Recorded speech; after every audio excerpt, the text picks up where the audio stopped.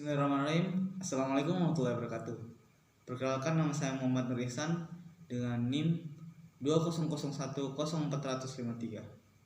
Nah, saya dari program studi komunikasi dan penyiaran Islam.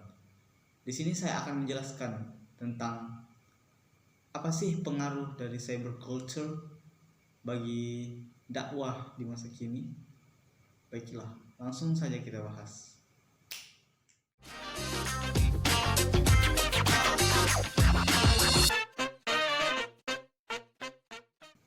Budaya internet atau cyber culture adalah budaya yang telah muncul dari penggunaan jaringan komputer untuk komunikasi, hiburan, dan bisnis.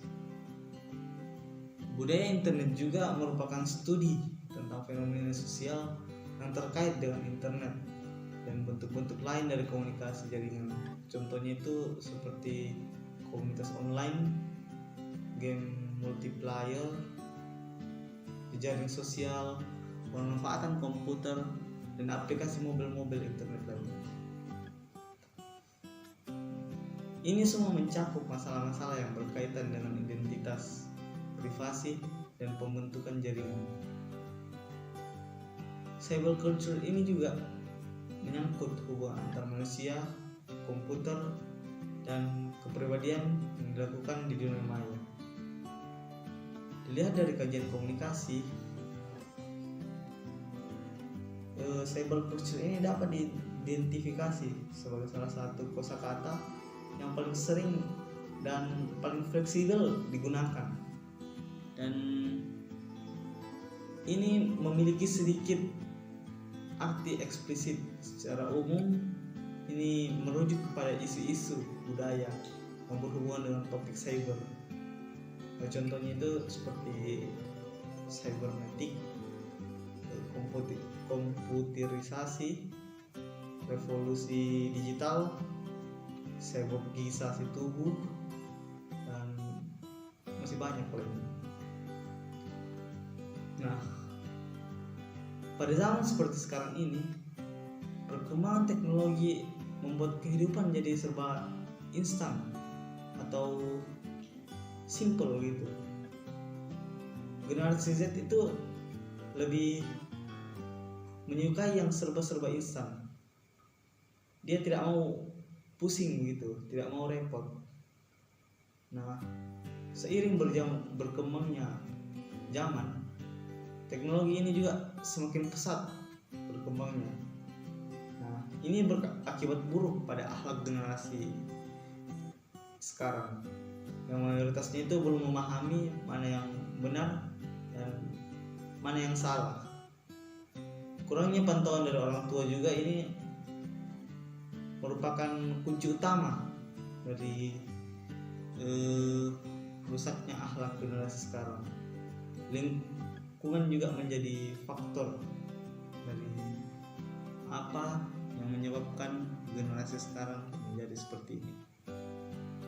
Terkadang mereka meniru tontonan yang telah dilihat di media sosial, televisi, dan masih banyak platform lainnya.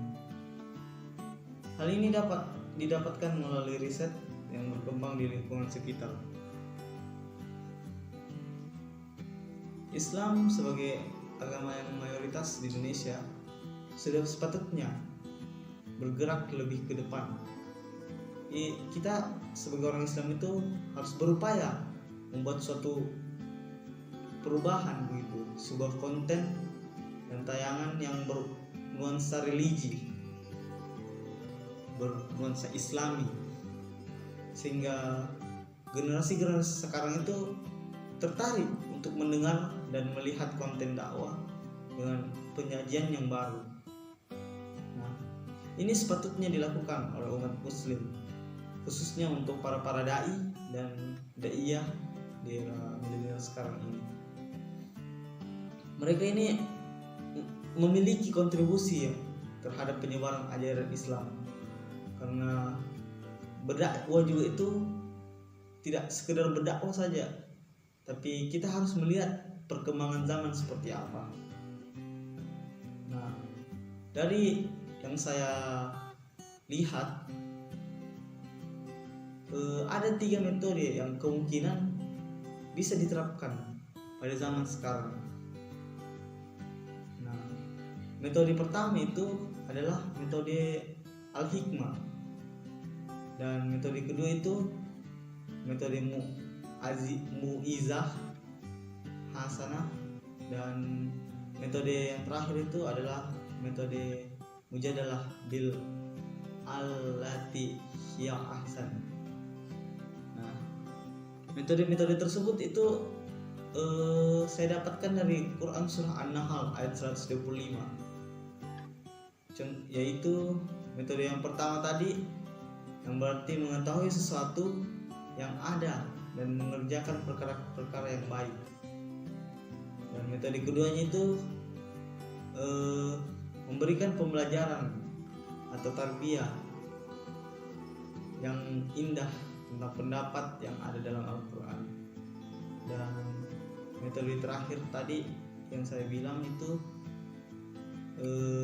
perdebatan yang dilakukan dalam diskusi dengan cara yang baik, santun dan lembut.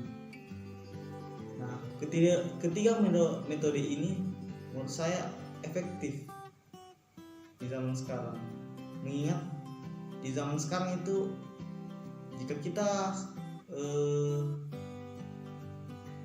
menyinggung halus tentang sesuatu itu sensitif sekali.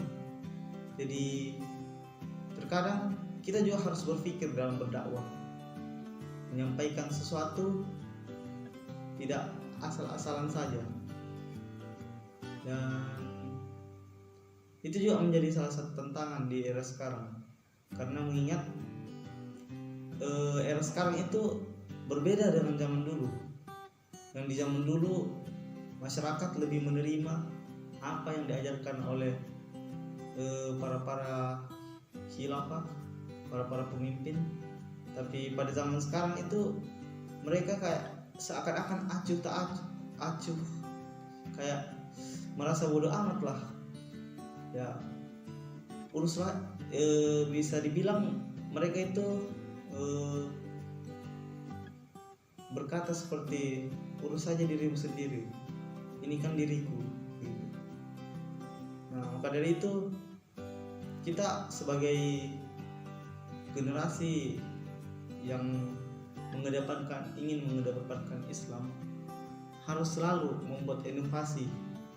Jangan terlalu berpatokan pada dakwah itu toh itu. Karena berdakwah itu ada berbagai macam cara yang bisa dapat dilakukan. Di zaman sekarang itu sudah banyak platform media sosial yang digunakan oleh orang-orang untuk menyebarkan dakwah. Ya, contohnya itu seperti Facebook, Instagram, TikTok, dan YouTube. Mungkin cukup sekian yang dapat saya sampaikan. Akhir kalam, wabillahi taufiq wal hidayah. Assalamualaikum warahmatullahi wabarakatuh.